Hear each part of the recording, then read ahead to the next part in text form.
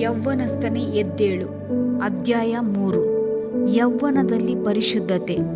ಯೌವನದಲ್ಲಿ ಪರಿಶುದ್ಧವಾಗಿ ಜೀವಿಸಲು ಸಾಧ್ಯವೇ? ಯೌವನದ ಆಸೆ ಅಭಿಲಾಷೆಗಳನ್ನು ಗೆಲ್ಲಲು ಸಾಧ್ಯವೇ?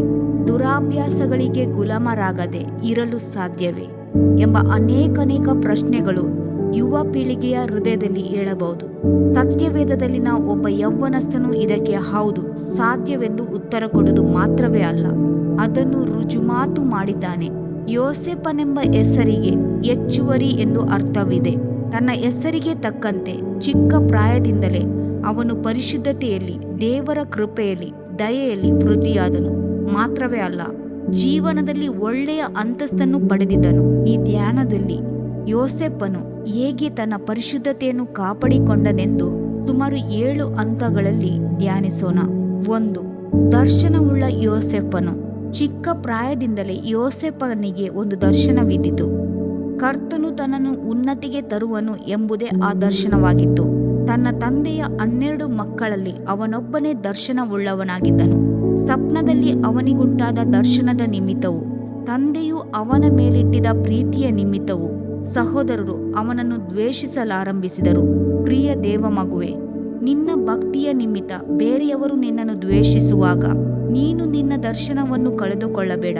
ಹಲವು ವೇಳೆಗಳಲ್ಲಿ ಯೌವನ ಪ್ರಾಯದಲ್ಲಿ ನೀನು ಭಕ್ತಿಯೂ ದರ್ಶನವೂ ಉಳ್ಳವನಾಗಿ ಜೀವಿಸುವಾಗ ನಿನ್ನೊಂದಿಗಿರುವವರು ಹಾಸ್ಯ ಮಾಡಬಹುದು. ಆದರೆ ನಿನ್ನ ದರ್ಶನದಲ್ಲಿ ನೀನು ನೆಲೆಸಿರುವೆಯಾದರೆ ನಿನ್ನನ್ನು ಅಪಹಾಸ್ಯ ಮಾಡುವವರು ಒಂದು ದಿನ ನಿನ್ನನ್ನು ಗೌರವಿಸಿ ನಿನಗೆ ವಿಧೇಯವಾಗುವ ಕಾಲವು ನಿಶ್ಚಯವಾಗಿ ಬಂದೇ ಬರುವುದು. ಯೋಸೇಫನ ದರ್ಶನದಲ್ಲಿ ಅವನ ಸಿವುಡು ಎದ್ದು ನಿಂತಿದ್ದನ್ನು, ಸಹೋದರರ ಸಿವುಡುಗಳು ಅವನ ಸಿವುಡಿಗೆ ಅಡ್ಡ ಬಿದ್ದಿದ್ದನ್ನು ಕಂಡನು. ಆದಿಕಾಂಡ 37:7. ನಿಶ್ಚಯವಾಗಿಯೂ ಒಬ್ಬ ವ್ಯಕ್ತಿಯು ಕರ್ತನಿಗೆ ಸತ್ಯವಂತನಾಗಿ ಕಂಡುಬರುವಾಗ ಅರಸರು ಸಹ ಬಂದು ಅವನಿಗೆ ಅಡ್ಡ ಬೀಳುವರು ಎಂದು ಸತ್ಯವೇದವು ಹೇಳುತ್ತದೆ. ಯೆಶಾಯ 49:23 ಓದಿ ನೋಡಿರಿ. ರಾಜರು ನಿನಗೆ ಸಾಕು ತಂದೆಗಳು, ಅವರ ರಾಣಿಗಳು ನಿನಗೆ ಸಾಕು ತಾಯಿಯೂ ಆಗುವರು. ನಿನಗೆ ಸಾಷ್ಟಾಂಗವಾಗಿ ಅಡ್ಡಬಿದ್ದು ನಿನ್ನ ಪಾದಧೂಳಿಯನ್ನು ನೆಕ್ಕುವರು. ನಾನೇ ಕರ್ತನು, ನನ್ನನ್ನು ನಿರೀಕ್ಷಿಸಿಕೊಂಡವರು ಆಶಾಭಂಗಪಡರು ಎಂದು ಕರ್ತನು ವಾಗ್ದಾನ ಮಾಡಿರುವನು. ಪ್ರಿಯ ಯುವ ಸೋದರನೇ ಸೋದರಿಯೇ, ನಿನ್ನನ್ನು ಕುರಿತು ನಿನಗೆ ಒಂದು ದರ್ಶನವಿರಬೇಕು. ಕರ್ತನು ನಿನ್ನ ಭವಿಷ್ಯವನ್ನು ಹೇಗೆ ರೂಪಿಸಲಿರುವನು ಎಂಬುದನ್ನು ಕುರಿತಾದ ಒಂದು ದರ್ಶನ ನಿನಗಿರಬೇಕು. ನಿತ್ಯ ರಾಜ್ಯವನ್ನು ಕುರಿತು ನಿನಗೆ ದರ್ಶನವಿರಬೇಕು. ನೀನು ಈ ದರ್ಶನಗಳನ್ನು ಹಿಂಬಾಲಿಸುವಾಗ ಪ್ರಪಂಚವು ನಿನ್ನನ್ನು ಮಲಿನಗೊಳಿಸದಂತೆ ನಿನ್ನನ್ನು ಕಾಪಾಡಿಕೊಳ್ಳಬಲ್ಲೆ. 2. ತಾಳ್ಮೆಯುಳ್ಳ ಯೋಸೇಫನು. ಯೋಸೇಫನ ತಾಳ್ಮೆಯು ನಮ್ಮನ್ನು ಆಶ್ಚರ್ಯದಲ್ಲಿ ಮುಳುಗಿಸುತ್ತದೆ. ಯೋಸೇಫನ ತಂದೆಯು ಅವನ ಸಹೋದರರ ಬಳಿಗೆ ಅವನನ್ನು ಕಳುಹಿಸಿದಾಗ ಅವರು ತನ್ನನ್ನು ದ್ವೇಷಿಸುತ್ತಾರೆಂದು ತಿಳಿದಿದ್ದಾಗ್ಯೂ ತಾಳ್ಮೆಯಿಂದಲೂ ಸಂತೋಷದಿಂದಲೂ ಇಗೋ ಇದ್ದೇನೆ ಎಂದು ಹೇಳಿ ಹೊರಟು ಹೋದನು. ಆದಿಕಾಂಡ 37:13. ಅವನ ಸಹೋದರರು ಅವನನ್ನು ಗುಂಡಿಯಲ್ಲಿ ಎತ್ತಿ ಹಾಕಿಬಿಟ್ಟರು. ಅನಂತರ ಅವನನ್ನು ಅಲ್ಲಿಂದ ಎತ್ತಿ 20 ರೂಪಾಯಿಗಳಿಗೆ ಮಾರಿದಾಗಲೂ ಅವನು ಏನು ಮಾತಾಡದೆ ಮೌನವಾಗಿದ್ದನು. ಹೌದು, ಕರ್ತನ ಹಸ್ತದ ಕೆಳಗೆ ತನ್ನನ್ನು ತಗ್ಗಿಸುವಾಗ ಆತನು ತಕ್ಕ ಸಮಯದಲ್ಲಿ ಉನ್ನತಿಗೆ ತರುವನೆಂದು ಅರಿತಿದ್ದನು. ನಮ್ಮ ಕರ್ತನಾದ ಯೇಸುಕ್ರಿಸ್ತನು ಸಹ ಎಷ್ಟು ತಾಳ್ಮೆಯಿಂದಿದ್ದನೆಂಬುದನ್ನು ಪ್ರವಾದಿಯಾದ ಯೆಶಾಯನು ಬರೆದಿದ್ದಾನೆ. ಅವನು ಬಾಧೆಗೆ ಒಳಗಾಗಿ ತನ್ನನ್ನು ತಗ್ಗಿಸಿಕೊಂಡನು, ಬಾಯಿ ತೆರೆಯಲಿಲ್ಲ.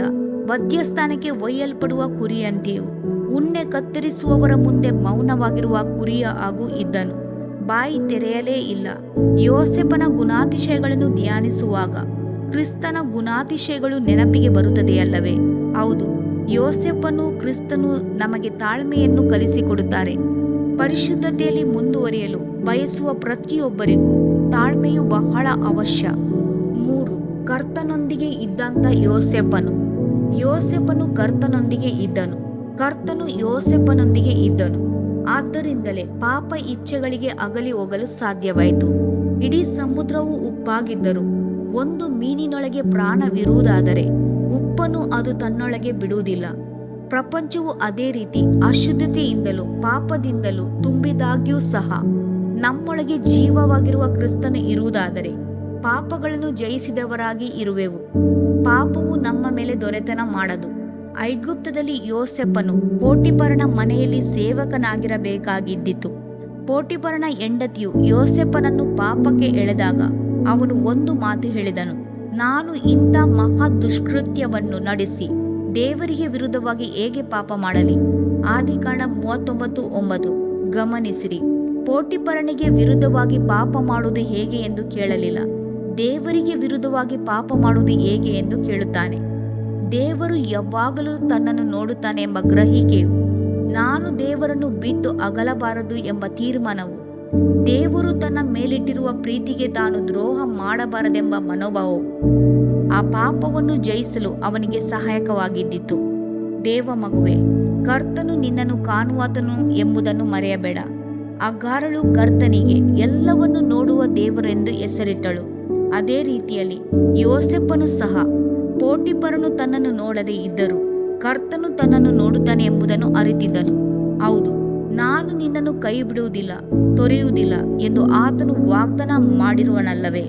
ಯುಗದ ಸಮಾಪ್ತಿಯವರೆಗೂ ಎಲ್ಲಾ ದಿನಗಳು ನಾನು ನಿನ್ನೊಂದಿಗಿರುವೆನು ಎಂದು ವಾಗ್ದಾನ ಮಾಡಿದನಲ್ಲವೇ? ಆತನು ಯಾವಾಗಲೂ ನಿನ್ನನ್ನು ನೋಡುತ್ತಲೇ ಇರುವನು ಎಂಬುದನ್ನು ಮರೆಯಬೇಡ. ಸತ್ಯವೇದವು ಹೇಳುತ್ತದೆ, ಇಗೋ, ಇಸ್ರಾಯೇಲರನ್ನು ಕಾಯುವವನು ತೂಕಡಿಸುವುದಿಲ್ಲ, ನಿದ್ರಿಸುವುದಿಲ್ಲ. ಕೀರ್ತನೆ 121:4. ನಂಬಿಗಸ್ತನಾದ ಯೋಸೇಫನು ಅನ್ಯಾಯವಾಗಿ ಸೆರೆಮನೆಯಲ್ಲಿ ತಳ್ಳಲ್ಪಟ್ಟಾಗ್ಯೂ ಕರ್ತನಲ್ಲಿಟ್ಟ ಅವನ ನಂಬಿಕೆಯು ಕುಂದಿ ಹೋಗಲಿಲ್ಲ. 2 ವರ್ಷಗಳಿಗಿಂತಲೂ ಹೆಚ್ಚು ಕಾಲ ಅವನು ಸೆರೆವಾಸದಲ್ಲಿ ದಂಡನೆಯನ್ನು ಅನುಭವಿಸಿದ್ದಾಗ್ಯೂ ತನ್ನಲ್ಲಿದ್ದ ಪರಿಶುದ್ಧತೆಯನ್ನು ಕಾಪಾಡಿಕೊಂಡನು.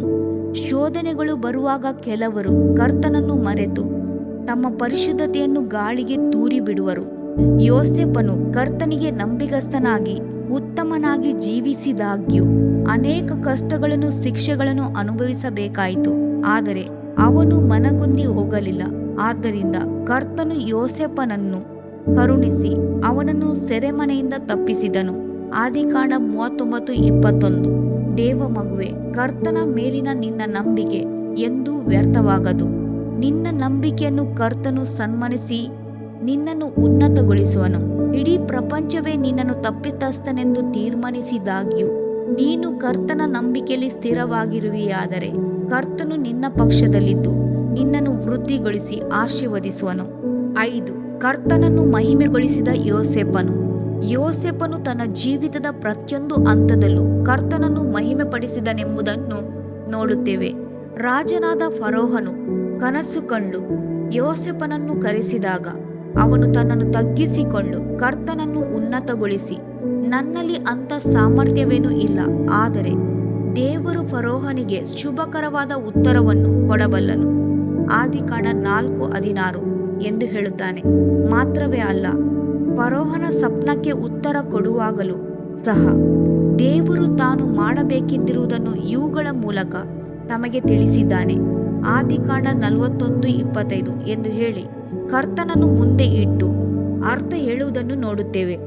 ದೇವರು ಕೊಟ್ಟಂತ ವರದಿಂದ ಯೋಸೇಫನು ಹೆಮ್ಮೆ ಪಟ್ಟುಕೊಳ್ಳದೆ ತನ್ನನ್ನು ತಗ್ಗಿಸಿ ಕರ್ತನನ್ನೇ ಮಹಿಮೆ ಪಡಿಸುವುದು ಅವನ ಉನ್ನತವಾದ ಗುಣವಲ್ಲವೇ? ಸ್ವಪ್ನದ ಅರ್ಥವನ್ನು ಹೇಳಿ ಮುಗಿಸುವಾಗ ಯೋಸೇಫನು ಫರೋಹನಿಗೆ ಕನಸು 2 ವಿಧವಾಗಿ ಬಿದ್ದದರಿಂದ ದೇವರು ಈ ಕಾರ್ಯವನ್ನು ನಿಶ್ಚಯಿಸಿ ಅದನ್ನು ಬೇಗ ಮಾಡುವನೆಂಬುದಾಗಿ ತಿಳುಕೊಳ್ಳಬೇಕು. ಆದುದರಿಂದ ತಾವು ವಿವೇಕಿಯೂ ಬುದ್ಧಿವಂತನೂ ಆಗಿರುವ ಪುರುಷನನ್ನು ಆರಿಸಿಕೊಂಡು ಅವನನ್ನು ಐಗುಪ್ತ ದೇಶದ ಮೇಲೆ ಅಧಿಕಾರಿಯಾಗಿ ನೇಮಿಸಬೇಕು. ಆದಿಕಾಂಡ 41:32 ಮತ್ತು 33 ಎಂದು ಹೇಳುತ್ತಾನೆ. ತನ್ನನ್ನು ತಗ್ಗಿಸಿಕೊಂಡ ಯೋಸೇಫನನ್ನು ಕರ್ತನು ಫರೋಹನು ಉನ್ನತಿಗೆ ತಂದು ಐಗುಪ್ತಕ್ಕೆ ಅಧಿಪತಿಯಾಗಿರಿಸಿದುದು ಎಂಥ ಶ್ಲಾಘನೀಯವಾದದಲ್ಲವೇ? ಪ್ರಿಯ ದೇವ ಮಗುವೆ, ನೀನು ಕರ್ತನಿಗೆ ಮಹಿಮೆ ಸಲ್ಲಿಸುವಾಗ ಪರಿಶುದ್ಧತೆಯನ್ನು ಕಾಪಾಡುವುದು ಮಾತ್ರವೇ ಅಲ್ಲ, ನಿನ್ನನ್ನು ರಾಜರಿಗೆ ಮುಂಭಾಗದಲ್ಲಿ ನಿಲ್ಲಿಸುವನು ಎಂಬುದನ್ನು ಮರೆಯಬೇಡ. 6. ಸಹೋದರ ಪ್ರೀತಿಯುಳ್ಳ ಯೋಸೇಫನ ಸಹೋದರರು ಅವನನ್ನು ದ್ವೇಷಿಸಿದಾಗ್ಯೂ ಸಹೋದರರನ್ನು ಅವನು ದ್ವೇಷಿಸಲಿಲ್ಲ. ಅವರಿಗೆ ಮುಯಿ ತೀರಿಸಬೇಕೆಂದಾಗಲಿ ಅವರನ್ನು ಶಿಕ್ಷೆಗೆ ಗುರಿ ಮಾಡಬೇಕೆಂದಾಗಲಿ ಅವನು ಮನಸ್ಸಿನಲ್ಲಿಯೂ ಸಹ ನೆನೆಸಲಿಲ್ಲ. ನನ್ನ ಹತ್ತಿರಕ್ಕೆ ಬನ್ನಿರಿ ಎಂದು ತನ್ನ ಅಣ್ಣಂದಿರಿಗೆ ಹೇಳಲು ಅವರು ಹತ್ತಿರಕ್ಕೆ ಬಂದರು. ಅವನು ಅವರಿಗೆ, ಐಗುಪ್ತ ದೇಶಕ್ಕೆ ಸೇರುವಂತೆ ನೀವು ಮಾರಿಬಿಟ್ಟ ನಿಮ್ಮ ತಮ್ಮನಾದ ಯೋಸೇಫನೇ ನಾನು. ನೀವು ನನ್ನನ್ನು ಹಾಗೆ ಮಾರಿದ್ದಕ್ಕಾಗಿ ವ್ಯಸನಪಟ್ಟು ದುಃಖಿಸಬೇಡಿರಿ. ಪ್ರಾಣ ಸಂರಕ್ಷಣೆಗಾಗಿ ದೇವರು ನನ್ನನ್ನು ನಿಮ್ಮ ಮುಂದೆ ಕಳುಹಿಸಿದನು ಎಂದು ಹೇಳಿದನು. ಆದಿಕಾಂಡ 45:4-5-7. ಕಳೆದು ಹೋದ ಕಾಲದ ನೆನಪುಗಳಿಂದ ತನ್ನ ಹೃದಯದಲ್ಲಿ ದ್ವೇಷವನ್ನು ಬೆಳೆಸಿಕೊಳ್ಳದೆ ಕ್ರಿಸ್ತನಂತೆ ಕ್ಷಮಿಸುವಂತ ಯೋಸೇಫನ ಸ್ವಭಾವವು ಎಷ್ಟು ಉತ್ತಮವಾದದಲ್ಲವೇ? ಯಾಕೆಂದರೆ ಉಪದ್ರವದಿಂದ ತಾಳ್ಮೆ ಹುಟ್ಟುತ್ತದೆ, ಅನುಭವದಿಂದ ನಿರೀಕ್ಷಣ ಹುಟ್ಟುತ್ತದೆ. ಈ ನಿರೀಕ್ಷೆಯು ನಮ್ಮ ಆಸೆಯನ್ನು ಭಂಗಪಡಿಸುವುದಿಲ್ಲ. ನಮಗೆ ಕೊಟ್ಟಿರುವ ಪವಿತ್ರಾತ್ಮನ ಮೂಲಕವಾಗಿ ದೇವರ ಪ್ರೀತಿ ರಸವು ನಮ್ಮ ಹೃದಯದಲ್ಲಿ ಧಾರಾಳವಾಗಿ ಸುರಿದಿದೆಯಲ್ಲ. ಮಾತ್ರವಲ್ಲ, ಆತನನ್ನು ಪ್ರೀತಿಸುವವರ ಇದ್ದಕ್ಕಾಗಿ ಎಲ್ಲಾ ಕಾರ್ಯಗಳು ಅನುಕೂಲವಾಗುತ್ತದೆ ಎಂದು ಅಪೊಸ್ತಲ ಪೌಲನು ಬರೆಯುತ್ತಾನೆ. ರೋಮಪುರ 8:28. ಈ ಸತ್ಯ ನಮ್ಮ ಹೃದಯದಲ್ಲಿ ಇರುವುದಾದರೆ ನಾವು ಸಹ ನಮಗೆ ದ್ರೋಹವೆಸಗಿದರೂ ಸಹೋದರ ಪ್ರೀತಿ ಉಳ್ಳವರಾಗಿ ನಡೆದುಕೊಳ್ಳುವೆವು. ಕರ್ತನು ನಮ್ಮನ್ನು ಕ್ಷಮಿಸುವಂತೆ ನಾವು ಬೇರೆಯವರನ್ನು ಕ್ಷಮಿಸಿ ಸಹೋದರ ಐಕ್ಯವನ್ನು ಕಾಪಾಡಿಕೊಳ್ಳೋಣ. 7. ನಿತ್ಯ ರಾಜ್ಯವನ್ನು ಕುರಿತು ನಂಬಿಕೆಯುಳ್ಳ ಯೋಸೇಫನು. ಯೋಸೇಫನಿಗೆ ನಿತ್ಯ ರಾಜ್ಯವನ್ನು ಕುರಿತು ನಂಬಿಕೆ ಇದ್ದಿತು, ಭವಿಷ್ಯವನ್ನು ಕುರಿತು ನಂಬಿಕೆ ಇದ್ದಿತು. ಆದ್ದರಿಂದಲೇ ತನ್ನ ಅವಸಾನ ಕಾಲದಲ್ಲಿ ತನ್ನ ಸಹೋದರರನ್ನು ಕುರಿತು, ನನಗೆ ಅವಸಾನ ಕಾಲ ಸಮೀಪಿಸಿತು, ಆದರೆ ದೇವರು ನಿಶ್ಚಯವಾಗಿ ನಿಮ್ಮನ್ನು ಪರಾಮರಿಸುವನು, ನೀವು ನನ್ನ ಶವವನ್ನು ನಿಮ್ಮ ಸಂಗಡ ಹೊತ್ತುಕೊಂಡು ಹೋಗಬೇಕೆಂದು ಹೇಳಿದನು. ಆದಿಕಾಂಡ 50:24-25. ಯೋಸೇಫನು ತೀರಿ ಹೋಗುವಾಗ ಇಸ್ರಾಯೇಲರು ಐಗುಪ್ತ ದೇಶದಿಂದ ಹೊರಡುವುದನ್ನು ಕುರಿತು ನಂಬಿಕೆಯಿಂದಲೇ ಮಾತಾಡಿ ತನ್ನ ಶವವನ್ನು ತಕ್ಕೊಂಡು ಹೋಗುವ ವಿಷಯದಲ್ಲಿ ಅಪ್ಪಣೆ ಕೊಟ್ಟನು. ಇಬ್ರಿಯ 11:22 ಎಂದು ಬರೆದದೆ. ಪ್ರಿಯ ದೇವ ಮಗುವೆ, ನಿತ್ಯ ರಾಜ್ಯವನ್ನು ಕುರಿತ ನಂಬಿಕೆ ಉಳ್ಳವನು ಎಂದೂ ಪಾಪದಲ್ಲಿ ಬಿದ್ದು ಹೋಗುವುದಿಲ್ಲ. ಅವನ ಕಣ್ಣುಗಳು ನಿತ್ಯದಲ್ಲಿನ ಮಹೋನ್ನತವಾದ ಕಾರ್ಯಗಳನ್ನು ಕುರಿತು ಅಪೇಕ್ಷಿಸುವುದೇ ಹೊರತು ಭೂಮಿಯ ಅಲ್ಪವಾದ ಆಸೆ ಇಚ್ಛೆಗಳನ್ನು ಆರಿಸಿಕೊಂಡು ಹೋಗುವುದಿಲ್ಲ. ಯೋಸೇಫನಿಗೆ ತನ್ನ ಶವವು ಕಾನಾನನ್ನು ಸೇರಬೇಕೆಂಬ ಅಪೇಕ್ಷೆ ಇದ್ದಿತು. ಒಣಗಿದ ಎಲುಬುಗಳನ್ನು ಪುನರ್ಜೀವನಗೊಳಿಸುವಾತನು ನಿನ್ನನ್ನು ಪರಮ ಕಾನಾನಿನೊಳಗೆ ಸೇರಿಸಲು ಶಕ್ತನಾಗಿದ್ದನೆಂಬುದನ್ನು ಅರಿತುಕೋ. ಒಂದು ದಿನ ತುತ್ತೂರಿಯ ಧ್ವನಿಯಾಗುವಾಗ ಕರ್ತನಲ್ಲಿ ಸತ್ತಿರುವವರು ಜೀವದಿಂದ ಎದ್ದೇಳುವರು. ಆ ದಿನದಲ್ಲಿ ಯೋಸೇಫನ ಎಲುಬುಗಳು ಜೀವದಿಂದ ಎದ್ದೇಳುವವು. ಪರಮ ಕಾನಾನಿನೆಡೆಗೆ ಜಯದ ಹೆಜ್ಜೆ ಇಟ್ಟು ಆನಂದದಿಂದ ಸಾಗುವೆವು. ಯೋಸೇಫನು ಜೀವಿಸಿದಂಥ ಮಾದರಿಯ ಜೀವಿತವನ್ನು, ಪವಿತ್ರ ಜೀವಿತವನ್ನು ಬಯಸಿ ಪರಿಶುದ್ಧತೆಯನ್ನು ಹೊಂದಿಕೋ. ಕರ್ತನು ನಿನ್ನನ್ನು ಆಶೀರ್ವದಿಸಲಿ. ಇದರಿಂದ ನಿನ್ನ ದೇಹಕ್ಕೆ ಆರೋಗ್ಯವು, ಎಲುಬುಗಳಿಗೆ ಸಾರವು ಉಂಟಾಗುವವು. ಜ್ಞಾನೋಕ್ತಿಗಳು 3ನೇ ಅಧ್ಯಾಯ 8ನೇ ವಾಕ್ಯ. ಪ್ರಿಯ ವೀಕ್ಷಕರೇ ಮತ್ತು ಕರ್ತನಲ್ಲಿ ಸಹೋದರ ಸಹೋದರಿಯರೇ, ನೀವು ನಮ್ಮ ಈ ಕಾರ್ಯಕ್ರಮವನ್ನ ವೀಕ್ಷಿಸಿದ್ದಕ್ಕಾಗಿ ದೇವರ ನಾಮದಲ್ಲಿ ನಿಮಗೆ ವಂದನೆಗಳು. ದೇವರ ವಾಕ್ಯವು ನಮ್ಮ ಎಲುಬಿಗೆ ಬಲವೂ ಸಾರವೂ ಆಗಿದೆ ಎಂದು ಸತ್ಯವೇದವು ಹೇಳುವಂತೆ ಈ ಕಾರ್ಯಕ್ರಮವು ನಿಮಗೆ ಆಶೀರ್ವಾದಕರವಾಗಿದೆ ಎಂದು ನಂಬುತ್ತೇವೆ. ಪ್ರಿಯ ವೀಕ್ಷಕರೇ, ನಮ್ಮ ಈ ಸೇವೆಗಾಗಿ ಪ್ರಾರ್ಥಿಸಿರಿ ಮತ್ತು ಎಲ್ಲಾ ಕಾರ್ಯಕ್ರಮಗಳನ್ನ ಇತರರೊಂದಿಗೆ ಶೇರ್ ಮಾಡಿರಿ. ಅದೇ ರೀತಿಯಾಗಿ ನಮ್ಮ ಈ ಯೂಟ್ಯೂಬ್ ಚಾನೆಲ್ ಅನ್ನು ಸಬ್ಸ್ಕ್ರೈಬ್ ಮಾಡಿರಿ ಹಾಗೂ ಲೈಕ್ ಮಾಡಿ. ನಿಮ್ಮ ಅನಿಸಿಕೆಗಳನ್ನು ಕಮೆಂಟ್ ಬಾಕ್ಸ್ನಲ್ಲಿ ನಮಗೆ ತಿಳಿಯಪಡಿಸಿ. ನಮ್ಮ ಸಂಖ್ಯೆ 7022104605. ಈ ಸಂಖ್ಯೆಗೆ ಕರೆ ಮಾಡಿರಿ. ಒಬ್ಬ ಪಾಪಿಯ ಪ್ರಾರ್ಥನೆ, ಯೇಸುವನ್ನು ರಕ್ಷಕನಾಗಿ ಅಂಗೀಕರಿಸಲು ಮಾಡಬೇಕಾದ ಪ್ರಾರ್ಥನೆ. ಪ್ರಿಯ ಪರಲೋಕದ ತಂದೆಯೇ, ಯೇಸುವಿನ ಹೆಸರಿನಲ್ಲಿ ನಾನು ನಿನ್ನ ಬಳಿಗೆ ಬಂದಿದ್ದೇನೆ. ನನ್ನ ಬಳಿಗೆ ಬರುವವರನ್ನು ನಾನು ತಳ್ಳಿಬಿಡುವುದೇ ಇಲ್ಲ. ಯೋಹಾನ 6:37 ಎಂದು ನಿನ್ನ ವಾಕ್ಯ ಹೇಳುತ್ತದಲ್ಲ. ಆದ್ದರಿಂದ ನೀನು ನನ್ನನ್ನು ತಳ್ಳಿಬಿಡದೆ ನನ್ನನ್ನು ಸೇರಿಸಿಕೊಳ್ಳುವಿ ಎಂದು ನನಗೆ ಗೊತ್ತಿದೆ. ಆದ್ದರಿಂದ ನಾನು ನಿನಗೆ ಸ್ತೋತ್ರ ಮಾಡುತ್ತೇನೆ.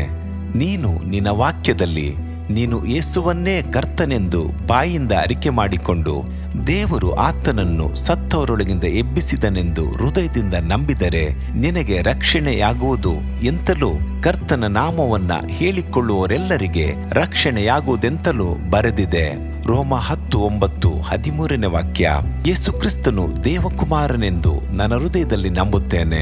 ನನ್ನನ್ನು ನೀತಿವಂತನನ್ನಾಗಿ ಮಾಡುವುದಕ್ಕಾಗಿ ಆತನು ಸತ್ತವರೊಳಗಿಂದ ಎಬ್ಬಿಸಲ್ಪಟ್ಟನು ಎಂದು ನಂಬುತ್ತೇನೆ. ನಾನು ಆತನ ನಾಮವನ್ನ ಹೇಳಿಕೊಳ್ಳುತ್ತೇನೆ. ಯೇಸುವೆ, ನೀನೇ ಕರ್ತನು. ತಂದೆಯೇ, ನೀನು ನನ್ನನ್ನು ರಕ್ಷಿಸಿದಿ ಎಂದು ನಾನು ನಂಬುತ್ತೇನೆ. ನಿನ್ನ ವಾಕ್ಯವು ಹೇಳುತ್ತದೆ, ಮನುಷ್ಯನು ಹೃದಯದಿಂದ ನಂಬುವುದರ ಮೂಲಕ ನೀತಿಯು ದೊರಕುತ್ತದೆ, ಬಾಯಿಂದ ಅರಿಕೆ ಮಾಡುವುದರ ಮೂಲಕ ರಕ್ಷಣೆಯಾಗುತ್ತದೆ. ರೋಮ 10:10. ನಾನೀಗ ನನ್ನ ಹೃದಯದಲ್ಲಿ ನಂಬುತ್ತೇನೆ ಹಾಗೂ ಯೇಸುವೆ ನನ್ನ ಕರ್ತನೆಂದು ಅರಿಕೆ ಮಾಡುತ್ತೇನೆ. ಆದುದರಿಂದ ನಾನೀಗ ರಕ್ಷಣೆ ಹೊಂದಿದ್ದೇನೆ. ಅಪ್ಪಾ ತಂದೆಯೇ, ನಿನಗೆ ಸ್ತೋತ್ರ. ಲೂಕನು ಬರೆದ ಸುವಾರ್ತೆ 11ನೇ ಅಧ್ಯಾಯದಲ್ಲಿ ಬರೆದಿರುವಂತೆ, ನಿಮ್ಮಲ್ಲಿ ತಂದೆಯಾದವನು ಮೀನನ್ನು ಕೇಳುವ ಮಗನಿಗೆ ಮೀನು ಕೊಡದೆ ಹಾವನ್ನು ಕೊಡುವನೆ? ಅಥವಾ ತತ್ತಿಯನ್ನು ಕೇಳಿದರೆ ಚೇಳನ್ನು ಕೊಡುವನೆ? ಹಾಗಾದರೆ ಕೆಟ್ಟವರಾದ ನೀವು ನಿಮ್ಮ ಮಕ್ಕಳಿಗೆ ಒಳ್ಳೆ ಪದಾರ್ಥಗಳನ್ನ ಕೊಡಬಲ್ಲವರಾದರೆ ಪರಲೋಕದಲ್ಲಿರುವ ನಿಮ್ಮ ತಂದೆಯು ತನ್ನನ್ನು ಬೇಡಿಕೊಳ್ಳುವವರಿಗೆ ಎಷ್ಟೋ ಹೆಚ್ಚಾಗಿ ಪವಿತ್ರಾತ್ಮ ವರವನ್ನ ಕೊಡುವವನಲ್ಲವೇ ಅಂದನು. ತಂದೆಯೇ, ನೀನು ಕೇಳಿಕೊಳ್ಳುವವರಿಗೆ ಪವಿತ್ರಾತ್ಮನ ವರವನ್ನು ಹೇರಳವಾಗಿ ಕೊಡುವಾತನಾಗಿದ್ದಿ. ಆದ್ದರಿಂದ ನನ್ನ ಮೇಲೆಯೂ ನಿನ್ನ ಆತ್ಮನನ್ನು ಸುರಿಸಬೇಕಾಗಿ ಬೇಡಿಕೊಳ್ಳುತ್ತೇನೆ. ಕೀರ್ತನೆ 81:10 ಬರೆದಿದೆ, ಅಗಲವಾಗಿ ಬಾಯಿದೆರೆಯಿರಿ, ಅದನ್ನು ತುಂಬಿಸುವೆನು. ಕರ್ತನೇ, ನನ್ನನ್ನು ಪವಿತ್ರಾತ್ಮನಿಂದ ತುಂಬಿದಂತ ನೀನು ನನ್ನನ್ನು ಅನ್ಯ ಭಾಷೆಯ ವರದಿಂದಲೂ ತುಂಬುವವನಾಗಿದ್ದಿ ಎಂದು ನಂಬುತ್ತೇನೆ. ಅದರಂತೆ ನಾನು ನನ್ನ ಬಾಯಿಯನ್ನು ತೆರೆದು ನಿನ್ನ ಸ್ತೋತ್ರ ಮಾಡುವಾಗ ಅನ್ಯ ಭಾಷೆಯ ಅಭಿಷೇಕದಿಂದ ನನ್ನನ್ನು ತುಂಬುವವನಾಗಿದ್ದಿ ಎಂದು ನಂಬುತ್ತೇನೆ. ಈಗ ನೀವು ನಿಮ್ಮ ಬಾಯಿಯನ್ನು ತೆರೆದು ಮಾತನಾಡುವಾಗ ಪವಿತ್ರಾತ್ಮನು ನಿಮ್ಮ ಬಾಯಿಯನ್ನು ತನ್ನ ಭಾಷೆಯಿಂದ ತುಂಬುವವನಾಗಿದ್ದಾನೆ. ಇದು ದೇವರ ಭಾಷೆಯಾಗಿದೆ. ಈ ಅಭಿಷೇಕವನ್ನ ಹೊಂದಿಕೊಳ್ಳಲು ನೀವು ನಿಮ್ಮ ಸ್ವರವನ್ನ ಉಪಯೋಗಿಸಬೇಕು. ಅದರಿಂದ ನೀವು ನಿಮ್ಮ ಬಾಯನ್ನು ತೆರೆದು ದೇವರಿಗೆ ಸ್ತೋತ್ರ ಮಾಡುವಾಗ ದೇವರು ನಿಮ್ಮನ್ನು ಅನ್ಯ ಭಾಷೆಯ ವರದಿಂದ ತುಂಬುವವನಾಗಿದ್ದಾನೆ. ಪ್ರಿಯರೇ, ಈಗ ನೀವು ಪವಿತ್ರಾತ್ಮನಿಂದ ತುಂಬಲ್ಪಟ್ಟ ಆತನ ಪ್ರಿಯ ಮಕ್ಕಳಾಗಿದ್ದೀರಿ. ದೇವರ ನಾಮಕ್ಕೆ ಸ್ತೋತ್ರವಾಗಲಿ.